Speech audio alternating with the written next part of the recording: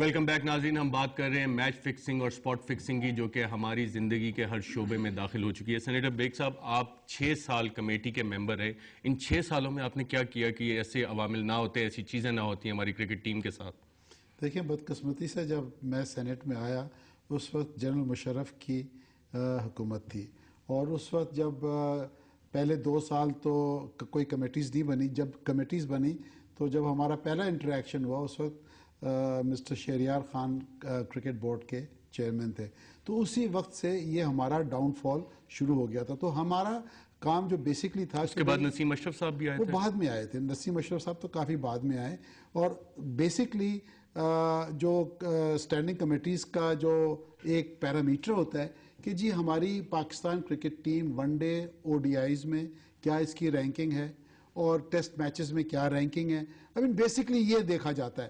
But unfortunately جب سے شہریار صاحب آئے تو ہمارا اس وقت if I remember we were O D I میں نمبر 3 تھے اور ٹیسٹ میچز میں بھی نمبر 3 تھے.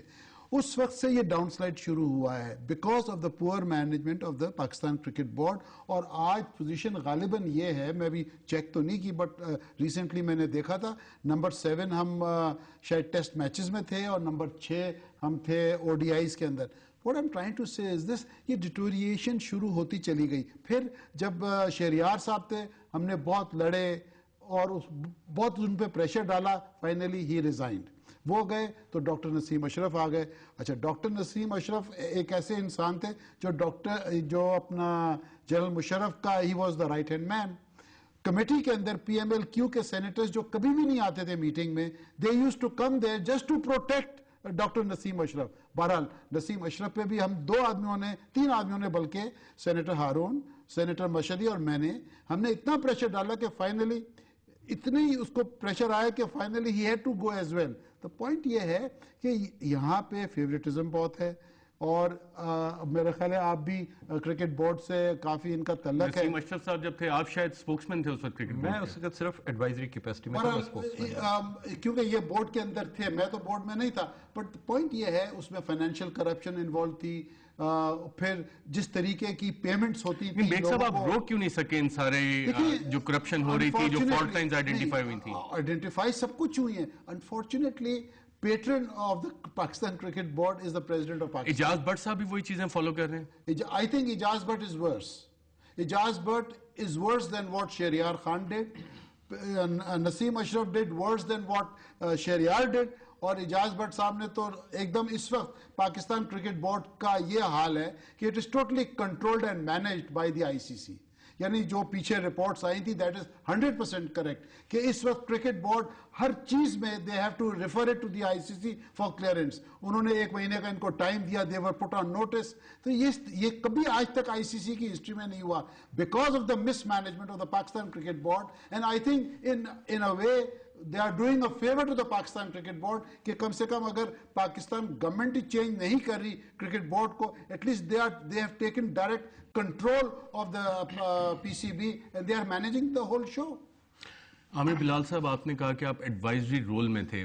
آپ کافی گہری نظر رکھتے ہیں پاکستان کرکٹ اور ویسے بھی سپورٹس پہ. کیا فیصلہ متوقع ہو سکتا ہے آئی سی سی کا 5 فروری کو؟ ارشد، میرے خیال میں جو آئی سی سی، جیسے میں نے آپ سے کہا کہ وہ چاہتی ہے کہ اس ورلڈ کپ کو کسی بھی کنٹروورسی سے فری رکھا جائے. اور کیونکہ بہت گنے چنے ممالک ہیں جو کرکٹ کے کھیل میں حصہ لیتے ہیں، تو وہ نہیں چاہتے کہ کوئی ایسا اقدام اٹھائیں جس سے کہ ایک ملک کی کرکٹ یا تو مکمل طور پر افیکٹ ہو جائے. اور جیسے ابھی انور بیگ صاحب کہہ رہے ہیں کہ انہوں نے they have almost taken control of the Pakistan cricket board indirectly, تو وہ اس قسم کا فیصلہ کریں گے جس سے کہ کرکٹ کا امیج بھی انہینس ہو and at the same time Pakistan cricket کا کوئی ایسا امیج بھی سامنے نہ آئے جس سے کہ کل کلاں کو پاکستان کرکٹ کو کوئی اور امبیرسنگ سچویشن کا سامنا کرنا پڑے. میرے ہمبل اوپینین میں سزائیں ضرور ہوں گی. ان کھلاڑیوں کو کم سے کم ورلڈ کپ سے باہر رکھا جائے گا، یہ تو منیمم ہوگا، لیکن ان کی سزا ویری کرتی ہے ان کے کنڈکٹ کے اوپر اور کس قسم کی فائنڈنگز کورٹ کے سامنے آتی ہیں. عامر کی جہاں تک بات ہے، لوگ سمجھ رہے ہیں کہ اس کو کم سزا ملے گی، یقیناً کیونکہ وہ ریپیٹڈ اوفینڈر نہیں ہے، اس کی ایج کم ہے، اس نے فرسٹ ٹائم اوفینس کیا ہے. آصف ایک ٹارگٹ ایسا ہے جو کہ ایک ریپیٹڈ افینڈر ہے, وہ ایک کے بعد دوسرے کے بعد تیسری کنٹروورسی میں انوالو ہے. سلمان بٹ کیونکہ لیڈر ہے اور لیڈرشپ رول ایک نہایت ہی اہم رول ہوتا ہے, تو میرے خیال میں سلمان اور آصف کو یقیناً کچھ نہ کچھ سزا ہوگی. بڑی انٹرسٹنگ باتیں بتائیں سینیٹر بیگ صاحب نے, عامر بلال صاحب نے, کہ ریپیٹڈ اوفینڈرز بھی ہیں, لیڈرشپ رول بھی کویسچنیبل ہے, مینجمنٹ بھی کویسچنیبل ہے. کیا یہ ہمارے ملک میں ایک اوور آل جو پرابلم ہے اس کو ریپرزینٹ کر رہا ہے جو کچھ کرکٹ میں آج ہو رہا ہے؟ ارشد, ایک جو اس میں میرا خیال ڈیپ روٹڈ جو ایول آ چکے کرکٹ میں پرٹیکولر میں کہوں گا, اس کا گورننس سے بڑا ایک طرح کا اہم تعلق ہے. آپ نام دیکھیں پچھلے 10-12 سال میں کن لوگوں نے آگے کرکٹ بورڈ کو چلایا ہے. اسٹارٹنگ فرام آپ کا مجیب الرحمان صاحب تھے, نواز شریف صاحب کے لاڈلے تھے کیونکہ سیف الرحمان صاحب کے بھائی تھے, ان کو آپ نے کرکٹ بورڈ کا چیئرمین لگایا.